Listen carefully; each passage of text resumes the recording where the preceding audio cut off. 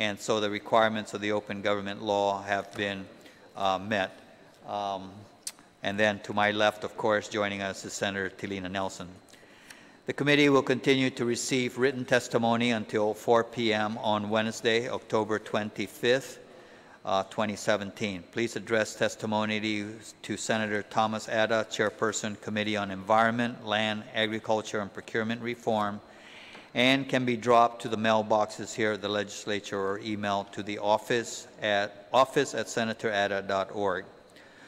We will begin now then the testimonies on Bill 145-34 COR as corrected by the prime sponsor, Senator Tilina C. Nelson, and I will ask the sponsor to go ahead and present the bill before I call up individuals who have signed up to provide testimony. Senator. Thank you, Mr. Chair. Bill number 145-34 is an act to repeal subsection 41004 and Section 5 of Article 10, Chapter 4, Title 12, and to repeal and reenact subsection 20101 of Chapter 20, Title 11, relative to removing the requirement that the Guam Housing Corporation appropriate a sum certain from its revenues to ensure a reserve balance every fiscal year, and to authorizing fees imposed on the sale and transfer of interest on real property to be deposited into the Housing Trust Fund program. So essentially, the focus of this bill is to really give Guam Housing Corporation, the Housing Trust Fund, an opportunity to create a revenue for homeowners, low to middle income class working homeowners. And so this is an opportunity for us to help our people, help them obtain homes for their family, give them an opportunity to become homeowners, and to help them establish themselves. This really helps our local families, and you know, in the testimonies today, I hope that you know, a lot of the questions will come to light about this bill, because I understand that this bill has been done in the past in several different forms. And so, well, we will have to, of course, not just hear the bill here, but also go out to the public, you know, and really see what the local populace has to say, because this bill is essentially going to help them. So I'd like to thank the chair for hearing this bill, and yes, please, if you have testimony, please come forward. So signing up to, well, all in favor. Wasn't clear though, were they going to provide oral testimony? Mr. Clyde Beaver from Guam Housing, are you going to provide oral testimony? And then I got Senator Chris Duenas, Mr. Michael Borja, and Mr. Mike Duenas, are you going to be providing testimony? Gentlemen, I know that, well, we're going to go down in the order that they were signed in. So Mike Borja, Director, Department of Land Management, you're up first, followed by Mike Duenas, and then followed by Chris Duenas, Senator Chris Duenas. Mr. Borja. Good morning, Mr. Chairman, Senators. My name is Mike Borja, the Director of the Department of Land Management. On Bill number 145-34, this intends to adjust the documentary fee paid to the Department of Land Management for the sale of real property. This bill directly affects the Department of Land Management's Land Survey Revolving Fund, its appropriation fund source, and the Chamorro Land Trust Commission as a potential funding source for its lessees' home loans.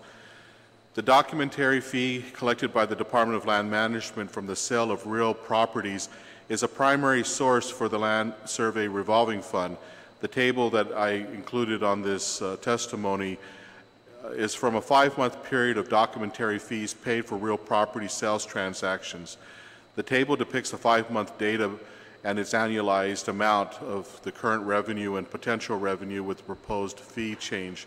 What is noteworthy is that 93% of the sales transactions are at or below $1 million, and only 7% of the sales are above $1 million.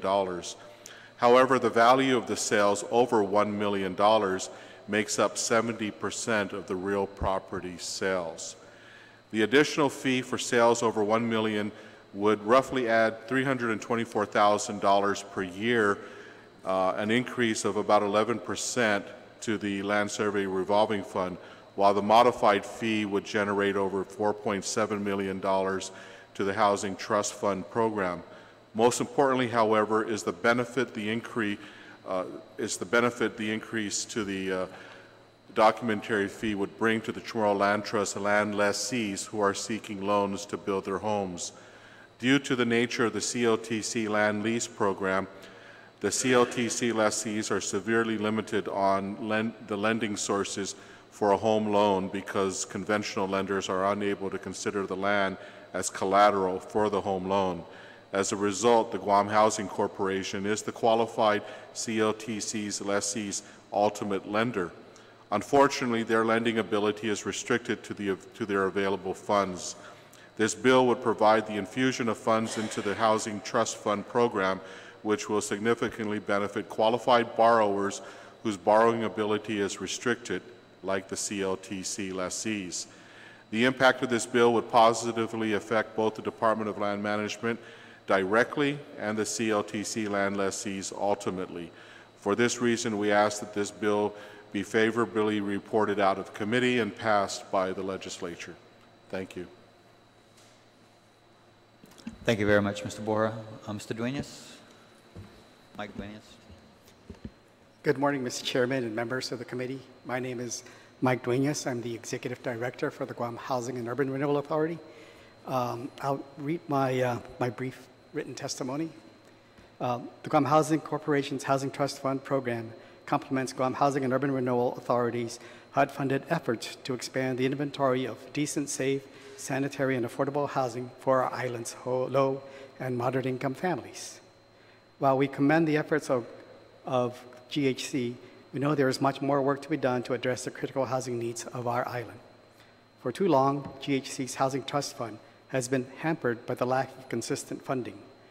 GUA regards the provisions in Bill 145-34 as a first step in creating sustainable financing for the Housing Trust Fund. As is the case in many jurisdictions across the United States, the most common funding source for successful state housing trust funds is the real estate transfer tax. The proposed act to amend Section 2101 of Title 11 and to add Section 24713 of Division 2, Article 7 of Title 11 allows Guam to comply with some of the best practices in our country. Funds collected for these sources can help shape a robust and lasting local housing trust fund. GURA would like to express its strong support for Bill number 145-34, and we applaud the efforts you have taken. I thank you for the opportunity to provide written testimony and look forward to continuing the discussion of improving affordable housing on Guam. Thank you. Thank you very much. Senator Duenas. Manana Sidus and Sidus Masi, Mr. Chairman, Senator Tom Madden, the author of Bill 145-34, which we at Guam Housing, my name Christopher M. Duenas, are here to express our full support. Madam Chairwoman, I want to congratulate you on your efforts and your oversight of housing. You've been a stalwart, a friend, and have really advanced opportunities for those less fortunate. We thank you for your committee. We thank you for your formulation of a working group, and we'll continue to work with you, and thank you once again for your introduction of this bill. Senator Frank Guggen, thank you for being here today, as well as Senator Espadon. Thank you very much for being here to receive this testimony. Mr. Chairman, I know it looks a little bit voluminous, but there are some one-liners in here, and I timed it, this PowerPoint, which we've asked to present so that we could allow the committee to have a little bit more history and in-depth. I timed it as 15 minutes, so I think we're going to be okay. I'd like to proceed. An introduction. We Guam Housing recognized that many new leaders, actually just the chairwoman today at this point, are before us, and thought it may be in order to provide a little history behind this proposed legislation 145-33. This is a very extensive initiative backed by years of research. The resources we started out with back in 1999 was a simple little informational booklet, which is now mushroomed into an unlimited amount of information backing housing trust funds. What is a housing trust fund? This housing trust fund program is not a new concept.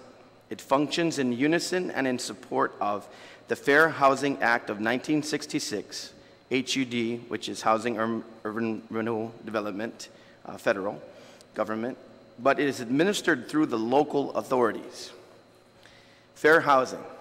The Fair Housing Act was initiated in 1966, but it would lay dormant until the passage of the Civil Rights Act of 1968, in which the Fair Housing Act became a part under Title VIII. The Fair Housing Act. President Lyndon Johnson gave credit for the Fair Housing Act to the late Dr. Martin Luther King Jr. for all of his work, trying to solve housing problems. 45 years sitting on the sidelines. The Housing Trust Fund project was first set in place as far back as 1972 in some of the major East Coast cities, but it really started to blossom in or around 1986, 14 years later. Now, housing trust funds are in all 50 states, available in every major city and county. What about Guam? Guam Housing Corporation, GHC, has been trying to initiate this concept here since around 2000, while addressing it with greater emphasis to the public and private businesses over the past 3 to 4 years. It has taken a great exercise to get it to this point locally. Going to the beginning, the first attempt was at initiating this program here was with the establishment of the First-Time Homeowner Relief Program Act of 1998, known as Public Law 24-180, sponsored by Dr. John Salas and the late Senator Speaker Pangilinan, and former Speaker as well, Senator Judith Wampat. The beginning once again. However, it was short-lived, and the funding source dried up after only 6 months. The funding for this program was made available through the general fund, and it demonstrated in short order that it was not sustainable. So then we stalled. This program would lie dormant for the next 14 years. The second wind. The president of the Guam Housing Corporation, the late Martin Beneventi, saw much value in this program. All of the great things and housing programs it could generate, and genuinely pursued its continuance.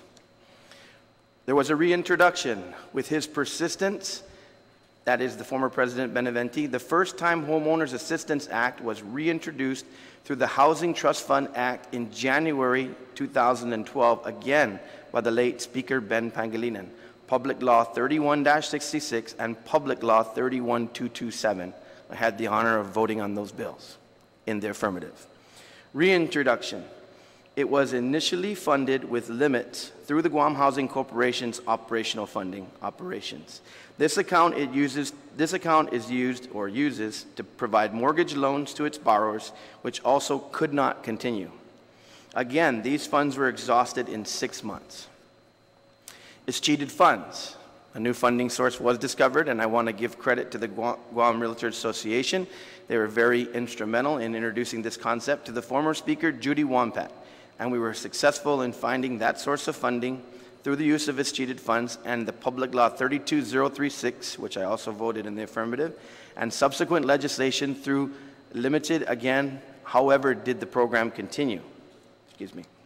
Solutions. The Guam Housing Corporation has provided solutions to help fund this program, as well to address the many other housing needs, issues, and programs. Success. It is clear by the success of this program, the Housing Trust Fund Initiative has recognized that there is a need to support the accessibility and affordability of housing for the residents of Guam, and to finance support services that assist low to moderate income households in obtaining and maintaining affordable housing. Economic impact. This is the good part. Well, it's all good, but this is very good. The positive economic impact on the housing market that the Housing Trust Fund has brought with only a single program, First-Time Homeowners Assistance Program, on 3 periods that had been funded so far has brought an estimated $132,195,335.39 in real estate, banking, escrow, appraisers, and title insurance activity. Based on a family of 4, this would mean 2,332 happy people are now housed in a home because of this program. Not to mention the trickle-down economic expansion while placing over 583 of our people, our families, in homes. The $3,816,753.56, the First-Time Homeowners Assistance Program, as funded through the Housing Trust Fund Act. So much can be done. There are so many other problems that go well beyond the First-Time Homeowners Assistance. As addressed in the Housing Trust Fund administrative rules, we also need to secure lending capital for borrowers who cannot find financing elsewhere, to address the needs of the most vulnerable. Also, we need to find solutions to help the island's homeless families. There are families with children living in unfavorable conditions, squalors, a situation that should not be tolerated. Opportunity to provide clean, safe, adequate housing. Guam is economically well served, yet we have families who cannot financially afford a safe, secure place to live. Everyone should have the opportunity to fair housing. You cannot purchase or even rent a safe, secure home on wages some people earn. Wages across this great country are similar for similar work, but the cost of a home is not. Guam cannot depend on the federal government to solve its housing needs. Although my good friend, my primo, full disclosure, does a great job up at Gura, many of us know there's just so much more need. Guam, as the rest of our great country, understood for a long time, you cannot rely on the federal programs to sustain our local housing programs. We need to establish a continual revenue source to support our lower income families. Here's what my good friend Mike Bora was discussing earlier, and this is where the rubber hits the road, and we really want to emphasize this to the committee. Yes, we are seeking an uptick in the transfer fees, but unlike the entire rest of the country, we are looking at only the high-end property transfers, whereas the increase is merely nominal, 7%, and we have figures to back this up as we go into the final slides. Based on our research, approximately 93% of the transfers, once again, 93% of the transfers will not be affected by this law. Is there a need for the Housing Trust Fund? For many reasons noted herein, the many substandard homes we have seen, the number of families living in abandoned buildings or automobiles, the number of families that come through our doors that we have to turn away. Clearly, this program and this bill does address a more permanent funding source. It is not merely another short-term fix. The funding provided by this bill would not only allow the First-Time Homeowners Assistance Program to continue, but it will also provide a mechanism for funding other much-needed housing programs. Local legislative control. Furthermore, it is important to recognize that unlike federal programs, housing trust funds are locally established, locally funded, locally administered, and targeted towards solving local concerns, while reporting to the accountable local authority, namely this legislature, thus eliminating or reducing federal requirements or concerns. The next slide, I will not belabor. It is a list that I'm sure many of you are familiar with, particularly the 3 tenured senators there. These are all the public laws in the past that added up to the aforementioned $3.816,750,000 that has so far been deposited and given out in the Guam Housing Trust Fund. Once again, I think it's important to go over this because these are real lives, real families, and people affected. Families helped. 126 families were benefactors of the 1998 program, with an average grant of $3,357 each. This program capped the total at $5,000 for the First-Time Homeowners Assistance Program. 457 families were benefactors of the 2012 program, with an average grant of $7,426 each. This program was capped at a total of $10,000. Just really quickly, once again, this normally goes towards closing costs. This normally goes to families who may otherwise, and most banks and financial institutions will tell you, probably would not have gotten that financing without this grant. So those homes probably could not have closed with that family. Not to say that wouldn't happen with someone else, but these lesser fortunate families got over the top via this grant that this legislature has provided for. Estimated economic activity. Once again, the 3.8 million, I won't go through the whole figure. This is, once again, I won't belabor this point. This is a list of how we arrived at the economic activity of close to $133 million. First of all, just all the homes all totaled was $95 million, almost $96 million in transactions. Then you go through all the other related real estate transactions, which we can substantiate, and that's how we arrive at the estimated grand total of $132 million, $132 million in economic activity. We're almost done here. Real estate transactions. Here's where, once again, the director, Mike Borja, and we want to really overemphasize or emphasis added on these next couple of slides and the efficacy of this bill. Real estate transactions. Total sales from January 2010 through May 2017 are almost $2 billion. $2 billion of transactions of properties in that period of time. The total number of transactions would be 3,209 to get to that $2 billion. Real estate transactions, here's the continuance of that. Now, since this bill provides for and asks for total sales over $1 million, we wanted to show you of those $2 billion within that period of time, total sales under $1 million was $736 million approximately. The total number of transactions, though, conversely, small loans, small folks who were not trying to affect, that was 3,058 of that total number of 3,000 earlier that we mentioned. As a percentage of the total number, 95.29% would be the smaller transactions. As a percentage of value, 36.81. In other words, the big sales are really where the rubber hits the road when it comes down to transactions. That's in the next slide. Total sales over $1 million, $1.263 billion. The number of transactions, much smaller, of course, because these are big transactions, hotels and other large properties, 151 transactions. As a percentage of the total number, it's only 4.71% of the total number of transactions.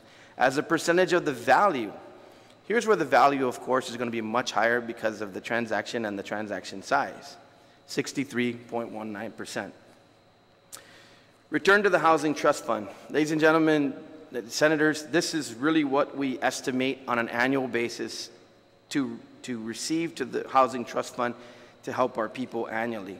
The net effects of the Housing Trust Fund for its housing programs would be approximately 8% of the total value of transactions over $1 million, which would generate a yearly average of approximately $2,074,000 in that area. Land Management made their statement earlier, real quickly going over it. Land Management would see about $282,000 annually under this proposal, much needed revenue for the work that they're doing. They've needed to increase their fees as well. Once again, this is a recordation fee. It's a cost of doing business. It's not borne by the general public. It's borne by those who are engaging in real estate transactions. Return to Land Management. Once again, I don't think there's a need to belabor that slide. I'd like to just close with additional 2 points, Mr. Chairman and Senators. I did not have this in my packet, but I provided it for you. There were 2 funding sources that were general fund that we didn't include because we just started receiving administrative fees at Guam Housing Corporation for this program. We wanted to show you how minuscule that is, and that this proposal in no way is designed to enhance staffing patterns, programs, any type of amenities or luxuries to Guam Housing. Our people have been doing this and administering this program for years now with no compensation. It is a collateral duty to Guam Housing Corporation to help our people. Now, of course, that's our mandate. I'm not trying to make an excuse or nobody should feel sorry for us. We're willing to do that every day. The fact of the matter is the rest of the government, when its operations are going forward, its staffing and operations is funded. Our people did this because we believe in it.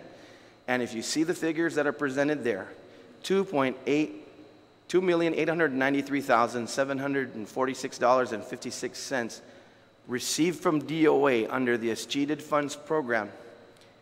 The administrative fee was a mere $46,248, about 1.6%. Senators, for the life of me, in almost 16 years of government, I have never seen a program that recycles 98.5% of all of the revenue right back to the people.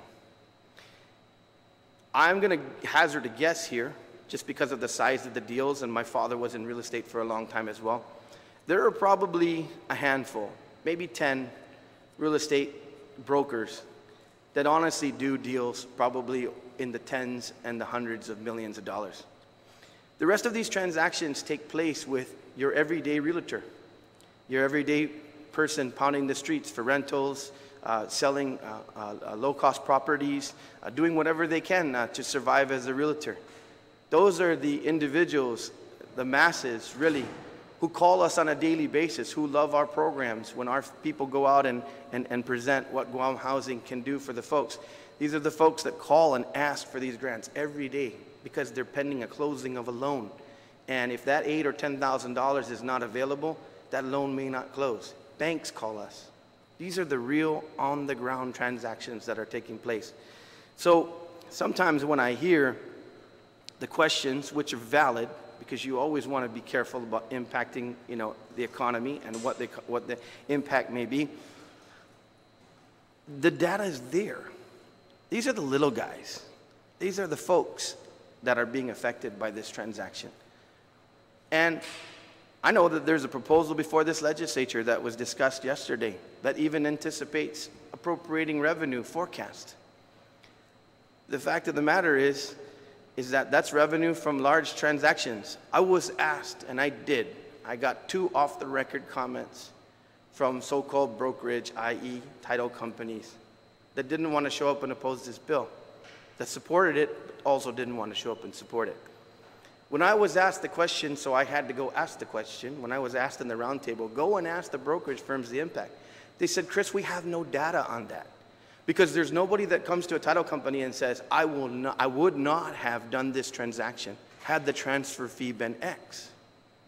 So I searched for data, but I can't find it because it doesn't exist. So I'll close with what was presented to me then also. It was a reverse question back to me, which my dad taught me. He said, Chris, what do you think the value of real estate is? I said, I don't know. We have a tax roll. We just redid our taxes. We have a triennial. No, what do you think the value of real estate is? I said, I remember. Let me see what I remember what my dad told me. The value of real estate is what a buyer is willing to buy for and what a seller is willing to sell for. You can transact $1 million property for $1 if you wanted to. And you can transact a property that says on the books it's only worth $50,000 for $1 million. If that's what the buyer wanted to sell or buy for, and that's what the seller wanted to sell for. So there just really is no way to capture data on an impact that's simply not recorded. So just wanted to provide that opportunity to say I did my research, I did my homework, I did what I was told to do. Simple fact is I can't find it because it doesn't exist. Ladies and gentlemen, I simply ask that you consider this proposal heavily. Madam Chair, I understand the need to constantly dialogue about this. I know this is not a popular piece of legislation, but it has impact. And I would close with one of our other colleagues as well, kind of has written in question of this policy in terms of it and its imposition in an environment where there is a number of proposals for increases. Once again, I would go back to only 1.5% of this money actually stays with any government agency, which would be Guam Housing, to help facilitate. 98.5% of that money is going right back to the folks. I know it's an increase, but it's an increase in funding that's a revolving fund right back to our people. Thank you, Mr. Chairman. Thank you very much, Senator Duenas. Start off with Senator Nelson. Do you have any questions? Yes, thank you, Mr. Chair. For Mr. Borja, can you please explain how much does the Chamorro Land Trust receive yearly from recordation fees or real property sales? No, the Chamorro Land Trust does not receive any of those monies at all. The Land Survey Revolving Fund is totally separate from the Chamorro Land Trust Operations Fund. Okay, thank you.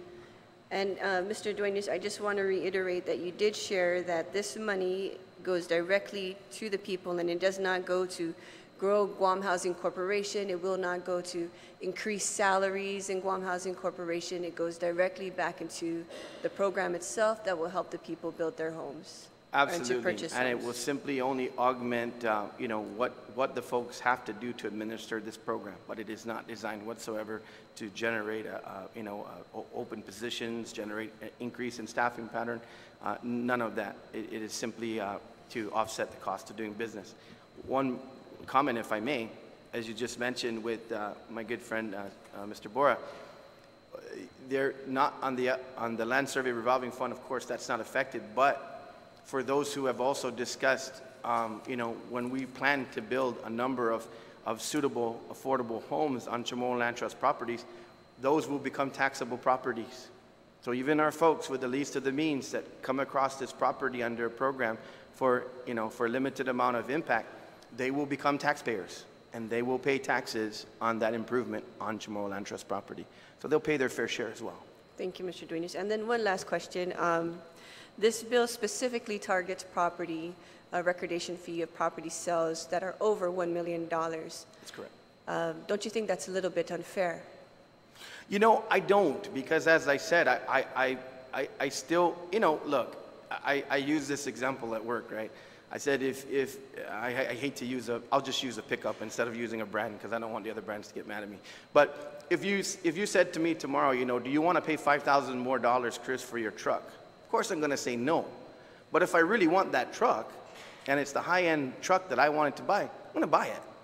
So the fact of the matter is, I don't think it's unfair because I believe, as other jurisdictions have proven, that when you're doing a large transaction, it's a cost of doing business. I honestly don't, you know, of course, if you would ask the individual who purchased the property, I don't think they, you know, that person in the recent millions of dollars of transaction that took place, you know, would they say, oh yeah, I wanted to pay more to the government because I wanted to help Guam Housing Corporation? Maybe not. But would they also have said, no way, I wouldn't have acquired all of those properties that were up for transfer? I have a feeling no. I have a feeling large investors and people understand if they're securing an investment because they believe in that investment and that investment's going to generate return, then, hey, you know, I'm going to invest.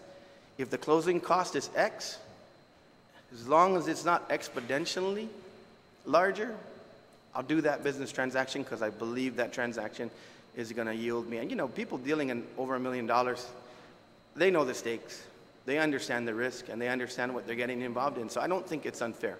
As a matter of fact, I think it's very fair. Okay, thank you. One last question, Mr. Chair. Mr. President, you said that 98.5% of the revenue received goes back into the local population. How can you guarantee that? Well, the bottom line is first of all, this legislature has control of that. On an annual basis, when this fund is put in place and these fundings are available, you can appropriate on an annual basis. The fact of the matter is we'll ask you to continue the first-time homeowners program. We'll ask you to continue opportunities for lending capital. We'll ask you to maybe work with us on possibly defraying system development charges and other things that are prohibition to opportunities for folks for homes. But the bottom line is the trust fund and the rules and regs as created by this august body are clear. There's no opportunity to take that and go travel or buy new trucks for land management or even them. But you know, it's very clear in the rules and regs as produced by this body and has passed that this is what the trust fund outline is, and it's for the folks. Thank you. I'd just like to note that this revenue stream is not just to build homes, it's also to purchase homes, it's also to address road repairs, it's also to address water needs, wastewater needs for development. So this can be incorporated because of the many programs you have under Housing Trust Fund. It's not specifically for a closing cost, it's not specifically for a purchase of a home, but it's also to hook up water lines to newly built homes, to hook up wastewater, sewage lines to newly built homes. So it encompasses a whole sense of development that is under the Housing Trust Program. That's correct. And so I just want to make that clear, that this is not just single-minded. There's about 13 programs that this Housing Trust Fund covers, and it goes all-encompassing to help our island of Guam. So thank you very much for everything that you do. That's correct, Senator. Thank you. Senator Ruggan. Senator Espaldon. Thank you, Mr. Chairman.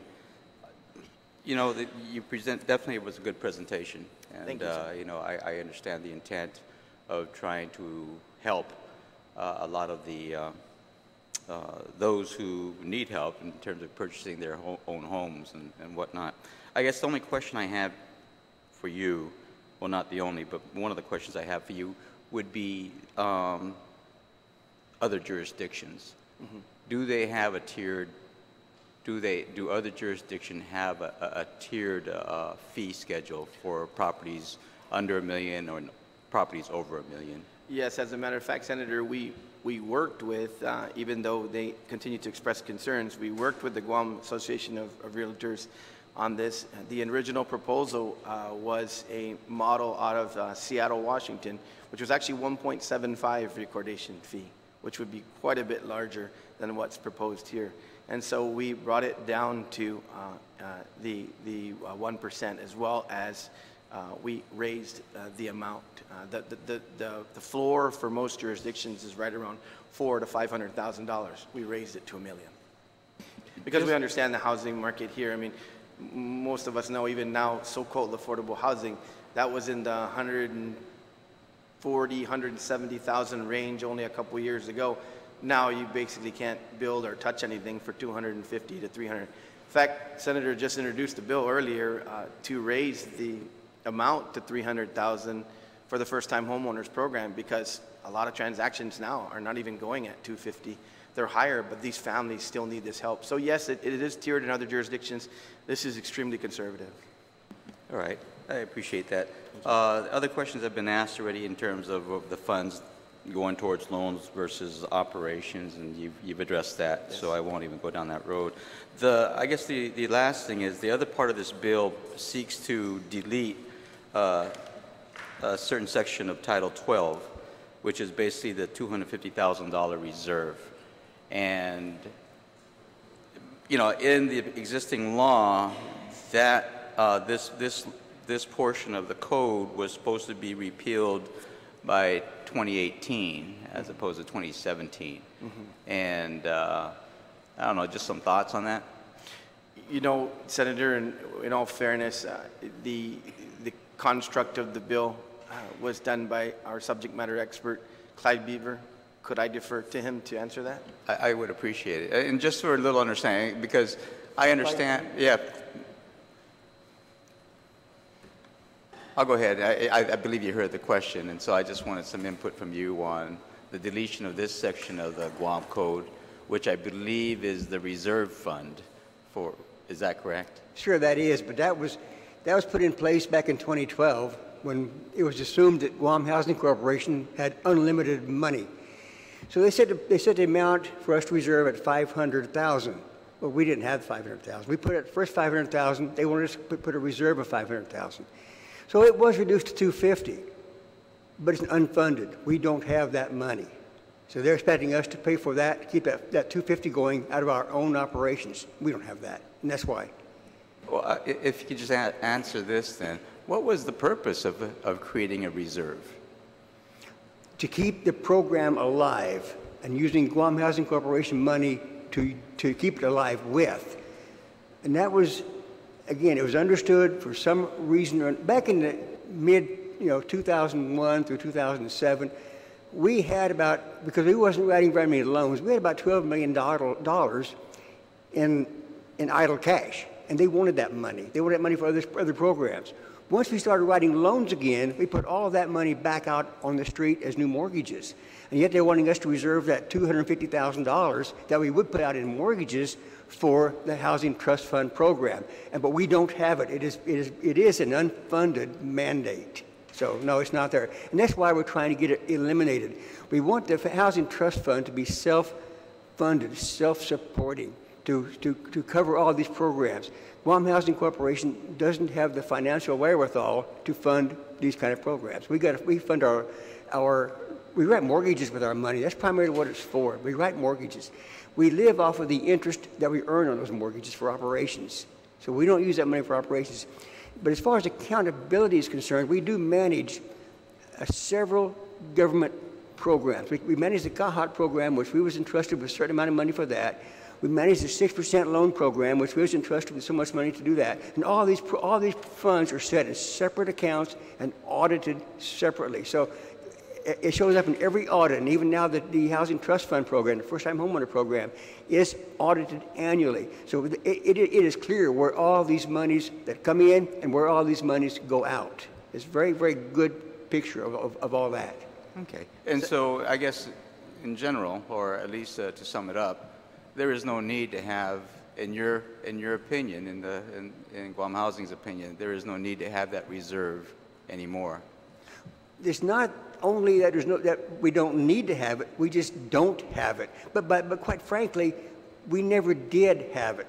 We did fund the initial $500,000 just to get this program to where it is today, and that really did get it going. We couldn't afford the first $500,000, but sometimes you got to put money up just to see if it does work, and it did work. We ran out of that money in less than 6 months, and that's when Speaker Judy Wonpak came to town and says, "Okay, we'll help you out a little bit," because Bill 31-166 that late Senator Ben Panglina put together says, "We're going to start you out with $500,000, but we're going to expect Guam Housing Corporation to come up with funding sources." That's what we've been doing.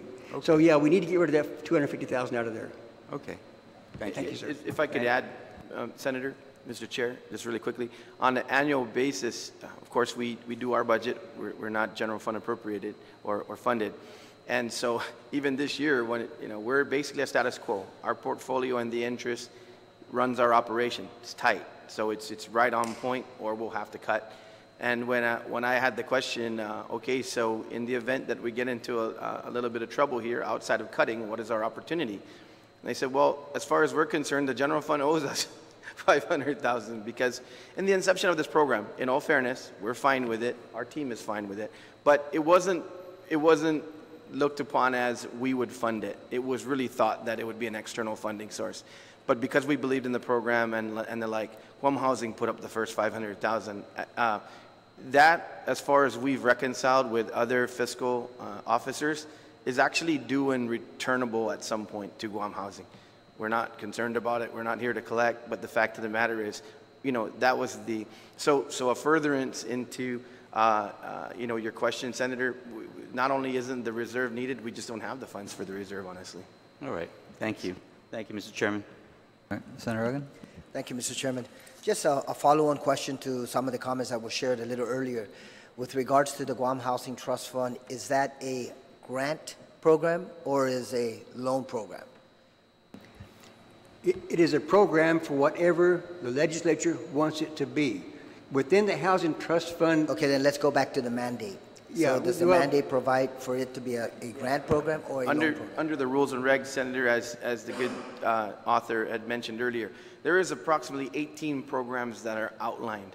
The premier program at this point right now, in fact, we're waiting for a distribution of escheated funds on loans that are pending, is the first-time homeowners. It's the fastest turnover.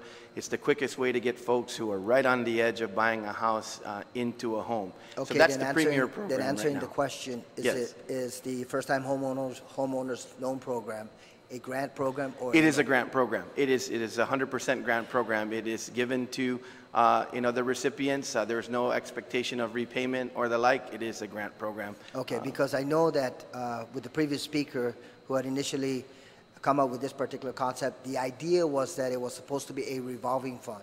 So any resources that are provided in here, if it's a grant program, then obviously there's not going to be any additional resources to lend out or to give out. But if it was a loan program, then that could be utilized as a revolving fund, so that it can continuously be replenished and utilized. So in this particular case, the way I look at this, it's more or less like you just shared, an outright grant. It is an outright grant, Senator. Okay. Thank you. Thank you. And that grant is capped at 10,000. It is. Okay. There's a proposal before the body at this point to raise it to $300,000, but still keep the cap at $10,000. So yes, the most a grant recipient would receive is up to $10,000 on a transaction, $250,000 or less. Right. And just to reiterate, I think your previous testimony, I think on average it's around 7,000. It's around 7.5. What you've been giving out. I've seen some grants go out 8.5. I think 9 is the biggest Okay. I've seen. But there is a cap on that. Yeah, grant. so right. most transactions right now are ranging between in affordable housing purchases or construction, 180 to 240, 250. So if you just do the math on that, 4% I believe is the allocation, and so that's where the 4% of the 250 equals 10. So, but most transaction in the 170 to 230, 240 range gets us right at around 7.5 to maybe 9. Okay, thank you. So that helps because it helps more people. And Right. that's why when we asked the good senator to raise the amount to $300,000, we didn't want to change the grant amount because we want to help more people. Okay, thank you. Thanks. Thank you, Mr. Chair. Thank you. I just have a couple of questions. Sure.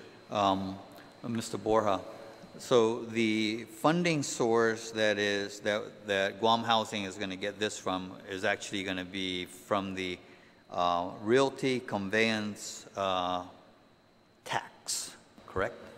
And that's the way the law reads it. It Correct. is a tax It's a tax. established on all conveyances, Yes. correct? So with this bill, there's a current fee right now that's established. Does this bill increase that fee? Yes, it does. It does. And then on top of that, it adds another, was it $8.50 per $1,000, correct?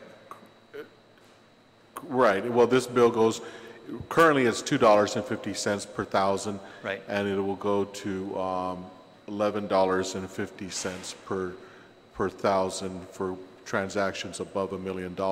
Transactions below $1 million are $3.50 Right. per thousand. So the question that I have is, because we're also working on another bill to basically adjust the other fees in the land management, and I got kind of spooked because of the fact that the law reads that this realty conveyance amount is a tax, and we have a law that says if you're going to increase the tax, it has to go out as a referendum. So has your legal counsel indicated whether this will have to go out as a referendum?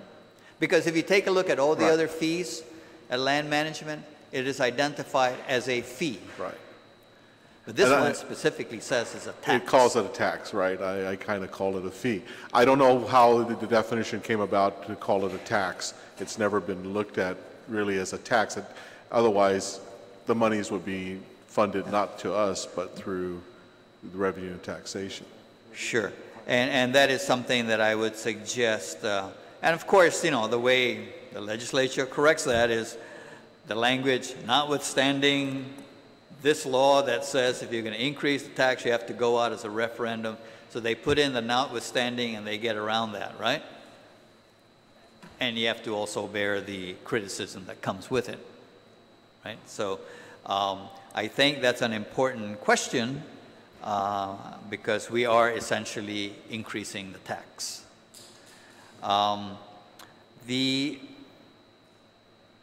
The other thing is, can you just clarify, Senator Duenas, who would be the beneficiaries of this from the Housing Trust Fund? I would say as it is currently being administered, the direct beneficiaries of the Housing Trust Fund are low to moderate income families seeking housing. Okay.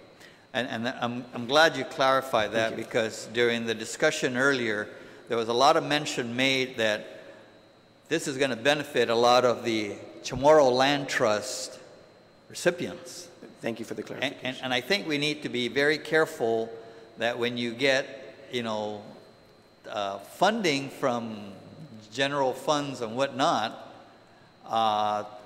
and it is to be directed to the Chamorro Land Trust activities, we might have, we may be running into problems with that. Just like Chamorro Land Trust is not funded from the general fund because it is an activity that is not open to everyone. Thank you, Senator, for the clarification. And currently, we only have 2 pending financings on properties or improvements at Chamorro Land Trust. All of the other transactions are open to any individual who walks in our doors that qualifies for a financing with Guam Housing. So you're absolutely correct, Senator. Thank you for the clarification. I didn't mean to say that because I'm building a house on Chamorro Land Trust property, he would not be eligible for a grant. Correct. From this housing trust fund. Right. It's actually available to everyone, whether you're on Chamorro Land Trust property or not. But it is not intended just for that group. That's absolutely correct, Mr. Chairman, and I know Clyde wants to chime in here. I would also say that under this particular program, the vision there is simply because we know that even under the current Chamorro Land Trust property, and why we kind of emphasize this, we've built 2 model homes now for Chamorro Land Trust properties, but we also know that in general, so far, there are substandard structures that need financing. So that's why we've kind of put the emphasis there. But the fact of the matter is this program is open to all. Okay. Senator, the reason we addressed Chamorro Land Trust issues is recipients of land trust properties cannot get a loan they cannot mortgage their property. We're the only ones that can finance their property for them. And so if we don't have any money, they can't get a loan. And that's kind of the bottom line right there. That's why we said that too. So that's one of the programs that's of all the programs. Okay, so, but I'm not going to belabor it. I just wanted to bring that point up. Sure. Does anybody else have any other questions? Senator, I probably shouldn't do this because I'm going to get myself in trouble. Then don't maybe, do it. But I'm going to do it. I think that that the tax question you had, I still consider it a fee. But I would consider, and I think it should be considered, to make that tax deductible. If there's so much emphasis on the impact of the fee, well, like I said earlier, there's a proposal being presented to allocate resources that are probably going to be seen in this next coming months. Fact of the matter is, take it off the top when the taxable amount goes forward and the tax is to be paid on the transaction. Okay. I know, probably shouldn't have done it. But the fact of the matter is that that's a portion of the overall transaction itself, Okay. anyway. Well, I think it's a little off the. Thank you, Mr. Chairman. Thank you. All right. Any other questions? None? All right. We'll consider Bill 145-34 as having been duly heard. Thank you very much. Thank you, Mr. Chairman. Okay. The next bill that's on the agenda is Bill number 166-34 by Senator Frank Uggan. Senator, please introduce the bill. Thank you very much, Mr. Chairman, and thank you for the opportunity to be able to highlight some of the provisions in Bill 166-34. This is a proposal to address the composition of the Guam Land Use Commission, and I would like to just highlight the contents and then make a few comments with regards to the origination of this proposal. This would continue the composition of the Guam Land Use Commission at 5 voting members to be appointed by Magalahan Guahan with the advice and consent of Legislature and Guahan. And the composition of the members, rather than being 5 members appointed by Magalahan Guahan and confirmed by the legislature, it would specifically require several expertise to be seated in this particular land use commission. Mr. Chairman, the Membership composition will be 2 members shall be appointed from the community at large. 1 member shall be an active member in good standing with the Guam Bar Association. 2 members shall be professionals in fields related to land development and or environmental planning who are in good standing with at least 1 governmental board or commission respecting land development in Guam and who are duly licensed by the same in their respective fields and who have relevant experience or education in fields related to land development, which shall include but not be limited to architecture, real estate, land development, engineering, land surveying, environmental policy and planning, and land preservation. The members shall serve for 5 years terms, for a term of 5 years, provided, however, of the 5 members first appointed, 1 member shall serve for a term of 1 year, 2 members shall serve for terms of 3 years each, and the remaining 2 members shall serve for terms of 5 years each, as designated by Magdalahi and Guahan. And the primary purpose behind this last provision, Mr. Chairman, I'm sure you're very much aware, is to maintain the continuity and the expertise that's seated in the proposed Guam Land Use Commission. Also, the quorum shall continue to be 3 members, and members shall not be employees of the government of Guam. And this shall be effective upon the conclusion of the expiration of the terms of the individual seated members presently. Mr. Chairman, we have been through a number of iterations over the course of the last 10 months with regards to the Guam Land Use Commission. And it's very important that, very similar to other boards and commissions throughout the government of Guam, where we have seated expertise, like, for example, the Social Workers Council. There are individuals within that, or the Healthcare Council, there are individuals within the respective healthcare industry, whether they be social workers, psychiatrists, physicians, that are seated in these particular boards and commissions that bring their expertise to the table so that they can ensure that the decisions they make ultimately is in the best interest of the people of Guam. And that's what this proposal will provide. And what's key here is that we need to ensure quality development that works in harmony with the landscape of our island. And also, in addition to that, Mr. Chairman, we also recognize that as individuals, at least with this composition of the Guam Land Use Commission, one of the provisions, key provisions in the proposal is that members shall not be employees of the government of Guam. And we've seen that there has been an individual who has challenged the public in making decisions. Members of this Guam Land Use Commission have made decisions that completely disregarded the legal counsel advice from the Office of the Attorney General. And the representative that was seated, that was is a government employee, challenged the public that if they feel that this is illegal in terms of their decisions, then obviously we should, as constituents, take the commission members to court. And I think that that's unfortunate when we entrust these individuals through the confirmation process and through the appointment of the governor. We entrust them with looking out for the welfare and the interests of our entire island community. Mr. Chairman, once again, the focus here is to bring appropriate expertise, a legal representative to be seated on the Guam Land Use Commission, a land development or an environmental planning expert, 2 individuals to be seated on the proposed Guam Land Use Commission so that, in fact, they can bring their expertise and ensure that the decisions that they make is consistent with the proposal by our people or the wants, desires of our people, and also consistent with the overall development of our island community. Thank you very much, Mr. Chairman. Thank you. So we'll go in the order of sign-up. Mr. Michael Borja from the Department of Land Management. Mr. Aguilar, are you going to? Mr. Borja is coming in. Followed by Adrian Gogui, followed by Ms. Casil, and then followed by Mayor Gogui. Is he still here? Okay.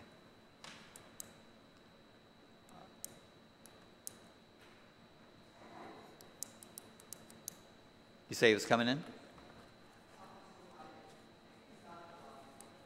Okay.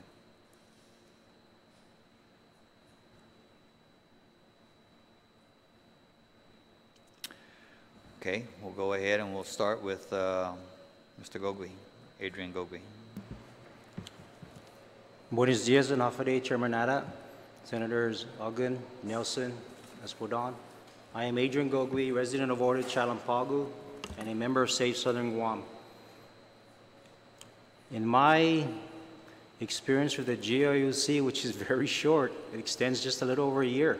However, since June 2016, there have been 3 bills to reform the GLUC composition and its application review committee process, 2 of which are now Public Laws 33-209 and 33-219. I wholeheartedly support Senator Ogun's bill of 166-34 to further reform the GLUC. We're making some progress, but we're not there yet. Here are some of the reasons why. As the bill states, it proposes structure to this commission.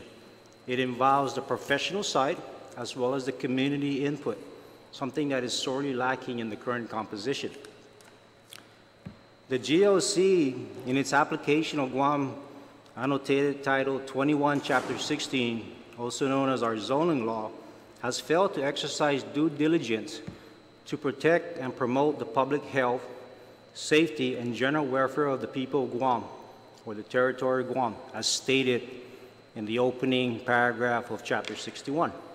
Contrary, the GLUC's actions and decisions have been erratic, at least going back to a year and a half, to say the least, as follows. The very controversial Paugu Bay Ocean Resort, ignoring overwhelming community opposition to the proposed Paugu Bay Ocean Resort, and instead catering to big money and special interests by approving in April 2016 a controversial high-rise project that does not fit in with the surrounding community and grossly exceeds what is allowed under our current zoning law. Failing to require the developers for the Paugu Bay phases 1, 2, and 3 to meet the requirements of the conditional approval of the above project, including, like I said, the conditions of phases 1 and 2, which incidentally was passed in March of 2008. We're nearly 10 years into the future, and we're still waiting on the conditions to be met. Approving an extension for this project in August 2017 after the notice of action expired in May, and contrary to the GLUC's certification of understanding in that same approval packet that states an extension may be granted at the time of initial approval, not post-approval. If we're going to follow what's written on these documents, why isn't the GLUC adhering to their own documents? It states there, yes, an extension may be granted, but at the time of initial approval. And for everyone's essay, this approval was in May of 2016, but they granted an extension in August of 2017, hence the time difference. Illegal electronic signage. In February and May of this year, the GLUC approved 2 variance applications for illegal electronic signs, despite their legal counsel's advice the approval was illegal under current Guam law. The GLUC's Vice Chairman, Mr. Victor Cruz, who is also a special assistant to the governor, displayed arrogance and stated he didn't want to get in the way of progress and said, if someone challenges the commission's decision, that's when he'll worry. If anybody wants to challenge it, let them challenge it. They have their freedom. Well, Mr. Chairman and Senators, I did challenge Mr. Cruz. I wrote to the governor asking for the removal of all the board members that voted to approve the signage. I wrote to the Attorney General in March also, asking for a review of the GLUC's actions and to revoke such actions as they were illegal under current Guam law. Hence, in May of this year, the Attorney General, purely coincidental maybe, came out and said those approvals for those 2 electronic signs were illegal under current Guam law. Okay? In closing, I offer a recommendation to 16634, Mr. Chairman, and that's Section 3, which is the effective date. Rather than prolong the erratic decisions of this current GLUC, that says this act shall be effective upon the expiration of the terms of all 5 current commission members, I respectfully ask to change that to this act shall be effective 12 months after becoming law. I think that is sufficient time for transition to occur, and I look forward to that day. Lastly, how is the GLUC operating? When I go to their website and I look for the Guam Administrative Rules and Regulations, I get Chapter 61 zoning law. I get out 2 other statutes from Guam, but there are no Guam Administrative Rules and Regulations that discusses how the GLUC should conduct its business as a commission. If there is a copy out there, I respectfully ask for the GLUC to provide us, the people of Guam, a copy of their GARR. Otherwise, submit to the legislature for approval. Senators, ndangkluin na sedus masi na para nairi tempo na para bu presenti zo opposition para Bill 166-34. Thank you, Senators, for giving me this opportunity to present my position on 166-34. Thank you. Thank you, Mr. Gogui. Ms. Cassell? Hafa good morning, Chairman Ada, Senator Nelson, Senator Agan, and Senator Espadan. Thank you for allowing me this opportunity to come here and testify. My name is Lacia Casil, and I am the co-founder and chairwoman of Save Southern Guam. I'm here to submit testimony in support of Senator Agan's proposed Bill 166-34 to restructure and fortify the composition of the Guam Land Use Commission. For the past 22 months, Save Southern Guam has been at the heels of the GLUC for flagrant violations and abuse of power and responsibilities. This has been well documented in the media, and most recently by the Attorney General saying that the GLUC has exceeded their authority approving the electric signs. On October 3rd, 2016, Adrian Gogui, the Vice Chairman of Save Southern Guam, submitted written testimony objecting to Mr. Hardy Vai's appointment on this commission, citing Mr. Vai did not provide any experience or expertise in his nomination package other than marketing manager, Benson Guam Enterprises. Prior to this, during Bill 318-33's hearing in June 2016, the director of the land management, the chairman of the Guam Land Use Commission, and the commissioners of the Guam Land Use Commission all testified against Bill 318-33, which would give the village municipal planning councils authority to approve projects in their municipality. Why? Because the MPC lacks the experience and technical expertise in land use planning, they said. The director of land management stated the bill is flawed and empowers a group of people to make important decisions completely out of their subject matter expertise. In the committee report from Mr. Tai, he admits he is stepping out of his comfort zone and diving headfirst into something he is not entirely familiar with. Save Southern Guam attended almost every single GLUC meeting in the past 22 months.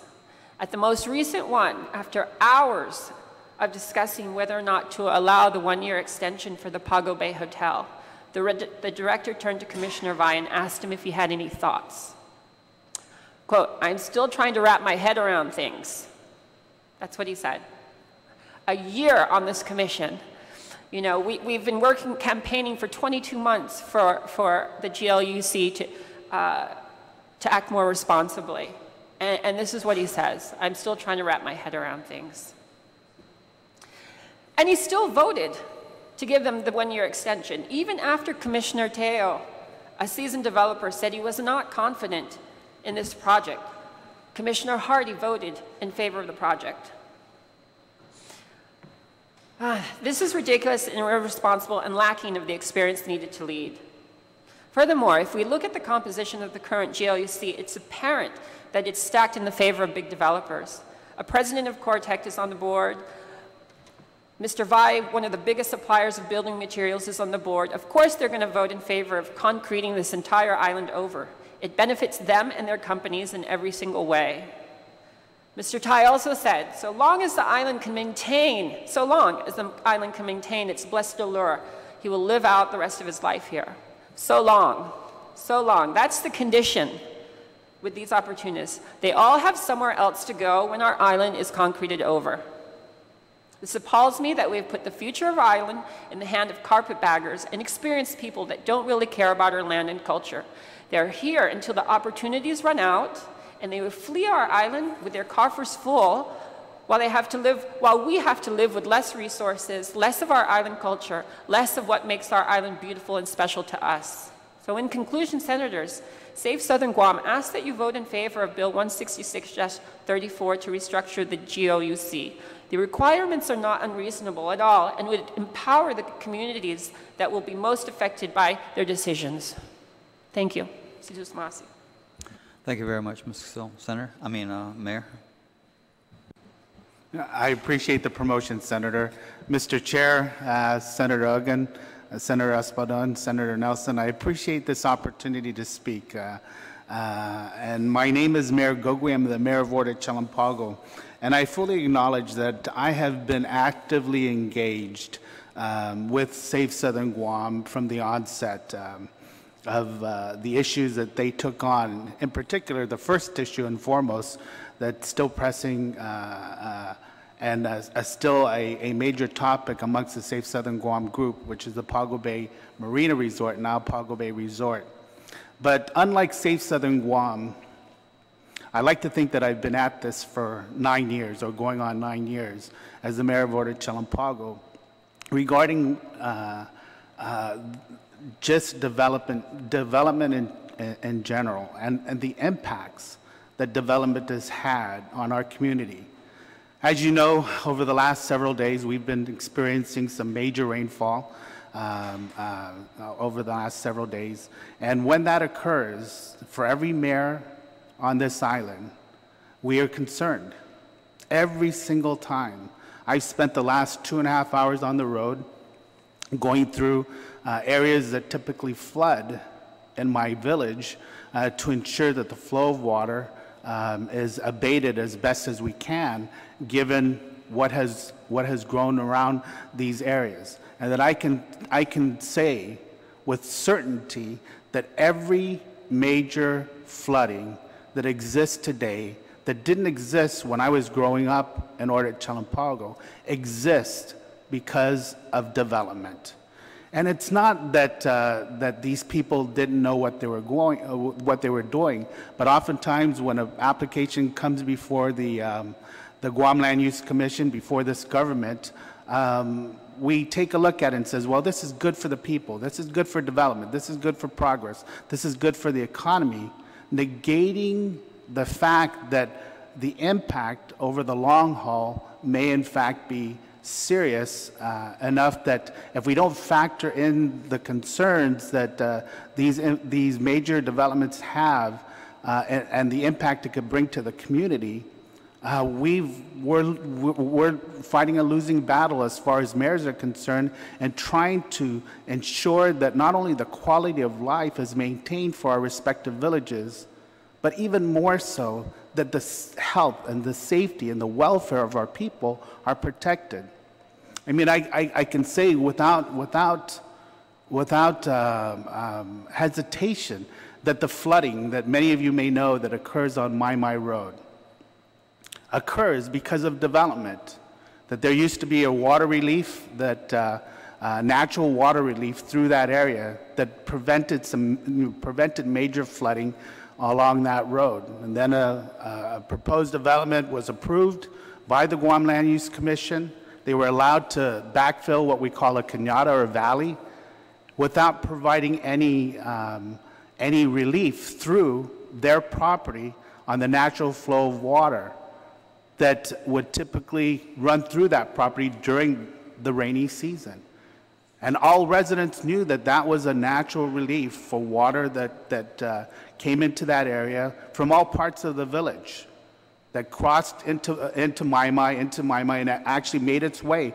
A lot of this water makes its way down to the Agana Springs.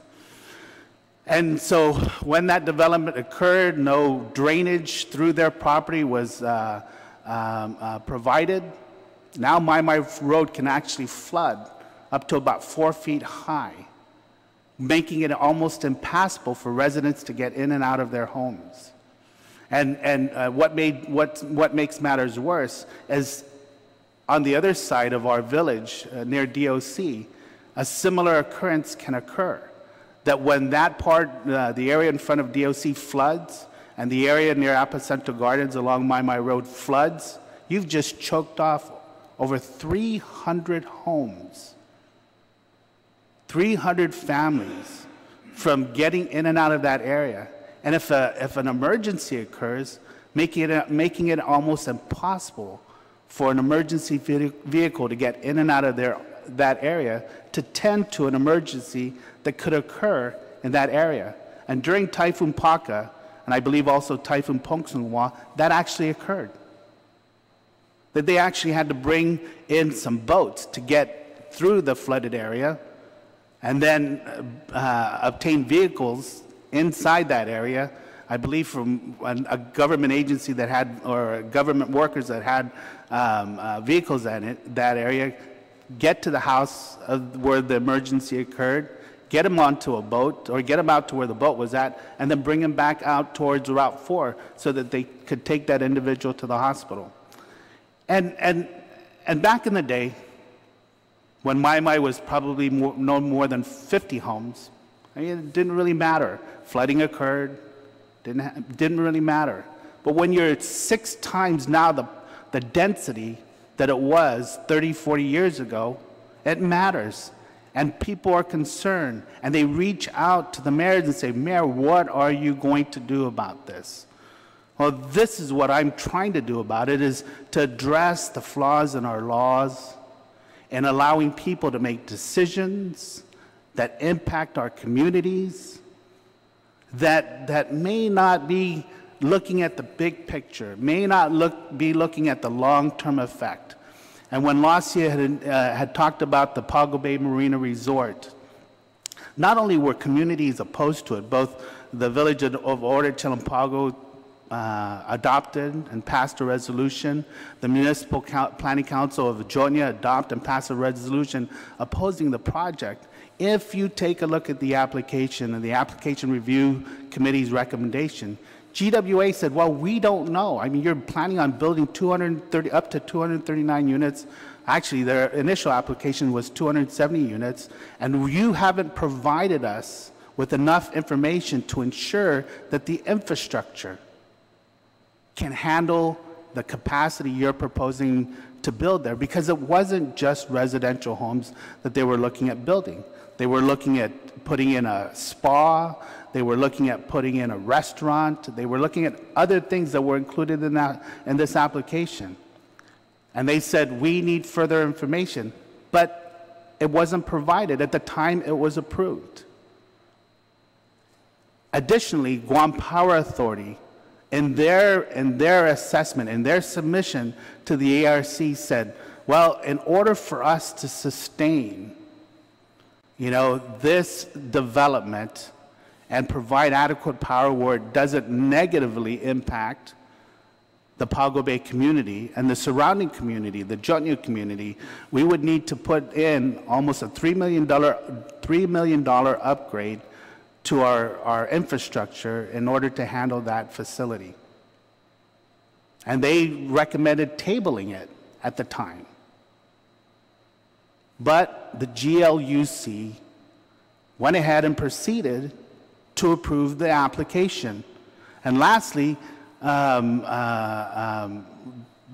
and Recs, or the Guam Historical Cultural Preservation, Parks and Recs actually submitted a recommendation to disapprove it. And the reason for that is because that development was part of a 3-phase development. The first phase were the $1 million homes that you see built there in the Pago Bay area. That was phase 1. And when they got approval to develop, they said all unearthed remains will be reburied, reinterred at the expense of the developer. And to date, we know of at least 10 unearthed remains from that project that have yet to be reinterred. And being an ancestral, or one of the heirs of an ancestral family that has lived in that area,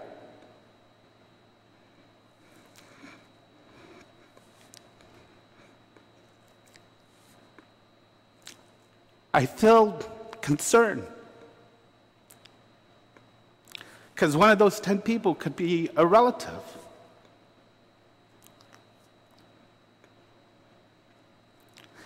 And they're sitting in a box somewhere at MARC, or maybe at the PDN building where they've been storing historical findings, including remains of our ancestors.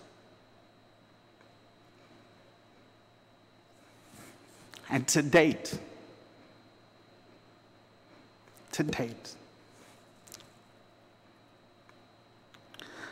we need to grow. We need to mature. We need to say that the people that are serving this island on our people are serving to protect today and our future. And to do anything less is disingenuous.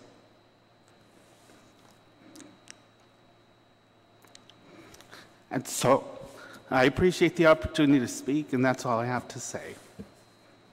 Thank you very much, Mayor Gogui. Senator Uggan?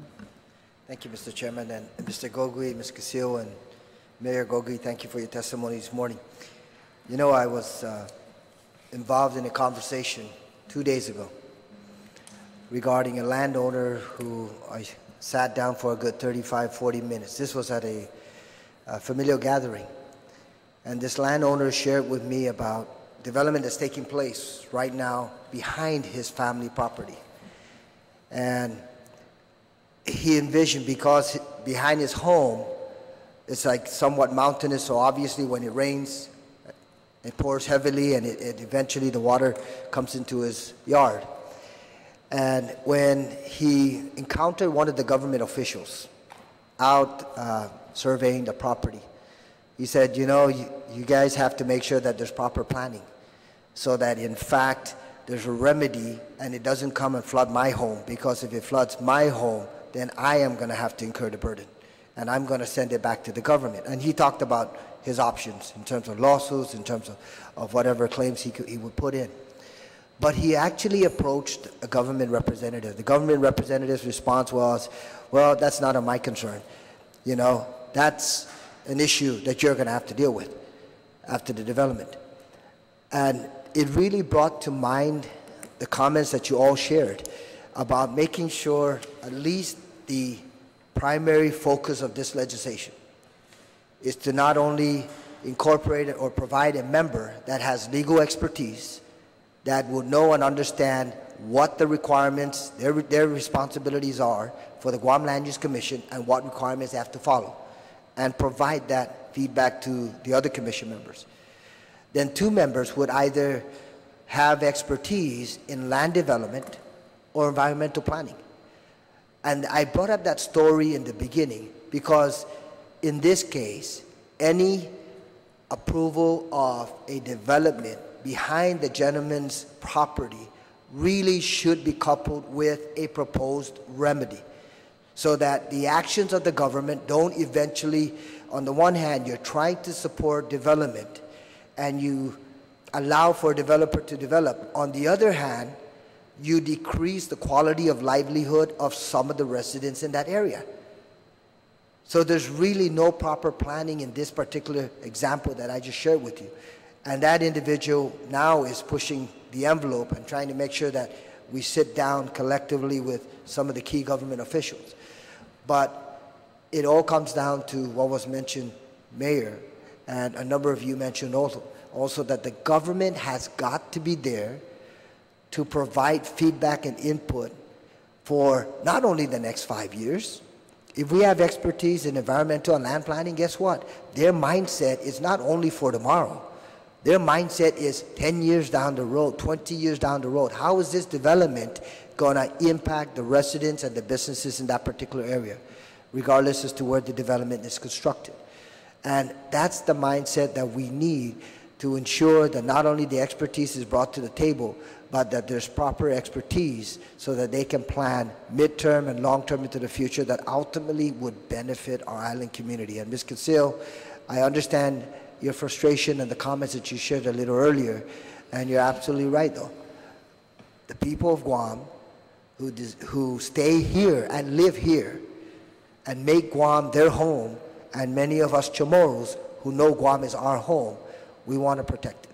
And we want to ensure that at least in 20 years, my children, my grandchildren, and all of our children and grandchildren have an environment and a beautiful paradise island where they can actually be very proud of in terms of the development. So I appreciate all of the comments that you shared this morning. Thank you.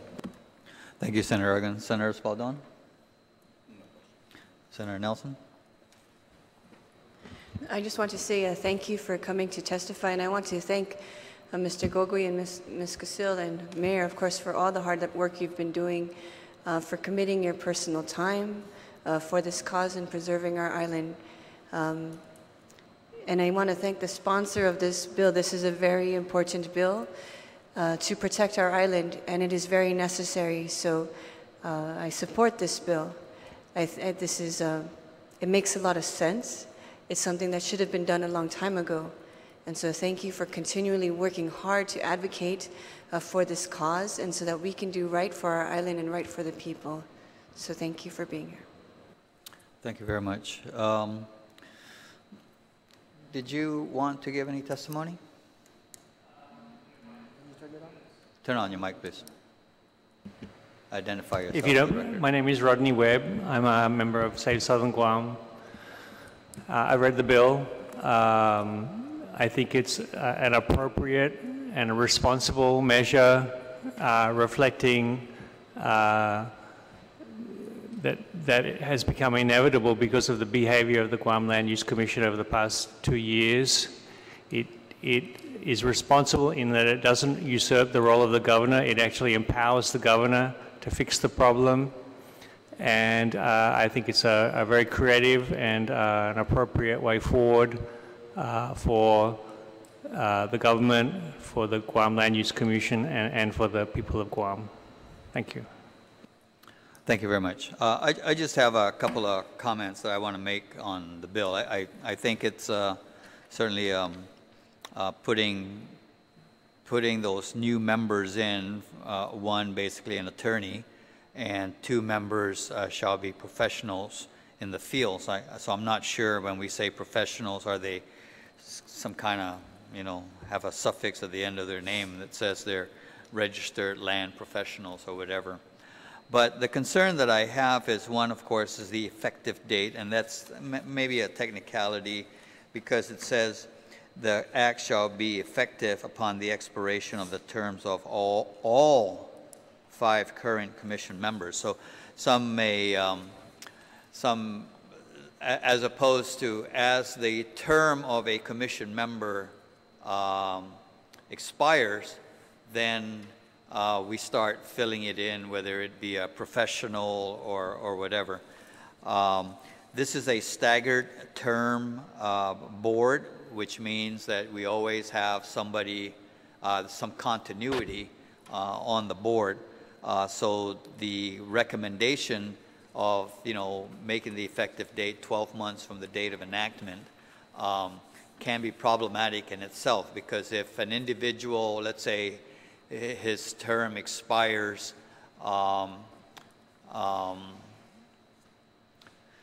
in October, well, when a new person gets appointed, it doesn't get appointed for the entire 3 years. It's for the balance of the term. So there's some technicalities there. But my biggest concern is the fact that these members, an attorney, for example, I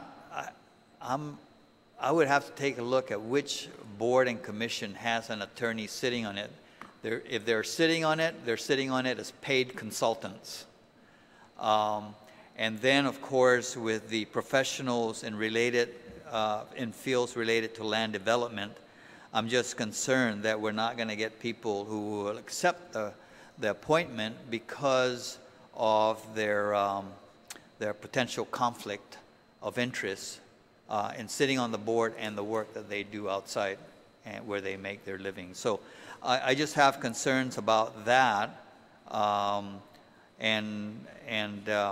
that then if we can't, as members expire, if we can't find now an attorney to fill in one of those seats, and we can't find 2 professionals in land-related fields, that we're not going to be able to get that minimum quorum of 3. But those are, I guess, those are technicalities and nuances that we'll need to work at. But otherwise, I think having a composition as being proposed is a good idea. Thank you. Yes, sir. Yeah, Senator, I appreciate those concerns, but if I may, you know, if you discuss with the Guam Bar Association, you'll find that the Guam Bar, and Senator Espaldon I could stand corrected, but you know, obviously there are active members, you know, active practicing members on the Guam Bar Association, but there are a lot of what we call retired lawyers, basically, that are still active members in good standing with the bar. And I mean, I understand what you're saying, and I share your concern that we may not be able to find qualified, or we may not be able to find people that are actively practicing law to sit on the bars, but there are several hundred. I mean, several hundred people that are still active with the bar that are retired, no longer practicing law, maybe consulting on the side. And then AIA, the same thing. People are still licensed, still in good standing with AIA, but are retired. They're non-practicing. So, I mean, I share your concern, and it's a discussion maybe the legislature can have with these organizations to see whether or not their membership could reach out and find people qualified if asked and appointed and meet the qualifications to fill this requirement as it's outlined in the law. I guess the point really being with 166 is this, is that the composition of the Guam Land Use Commission should be a board composed or comprised of people that have the background of the experience. Because when we were looking at 318-33 or 316-33 and allowing the municipal planning councils to make these decisions, you know, the basic premise was that the members of the municipal planning councils of the villages may not have the background, the expertise to approve these Guam land use applications. And here, as Lassie had pointed out, you know, we have a member who said, I'm still a commissioner, appointed commissioner, you know, approved by this body, you know, at a public meeting saying, well, I'm still trying to wrap my head around what this all entails, but goes ahead and casts a vote. And so, you know, we could keep chopping at this law and trying to perfect it so that it fits just exactly right. And we may never get there, but this is a good start. We're asking, and I hope this legislature, this body is trying and in agreement with the people that are being affected by these approved developments, that we need a commission that can review these applications with some degree of professionalism, with some degree of responsibility. We're not opposed to development. You know, you're talking about an engineer. If you ask an engineer and they say they're opposed to development, they shouldn't be in the field. But what we're looking at is ensuring that any future development on this island is done responsibly. Because when it's done irresponsibly, the impact can be substantial. It not only can affect, as Senator Uggan had pointed out, you know, a single resident, it can affect an entire community of not just one, not just two, but potentially 300, 400, 500 homes, 500 families. Well taken, Mr. Mayor. Thank you very much. Anybody else? Okay, so we'll consider then Bill 166-34 as having been duly heard. Thank you very much for your time. So with that,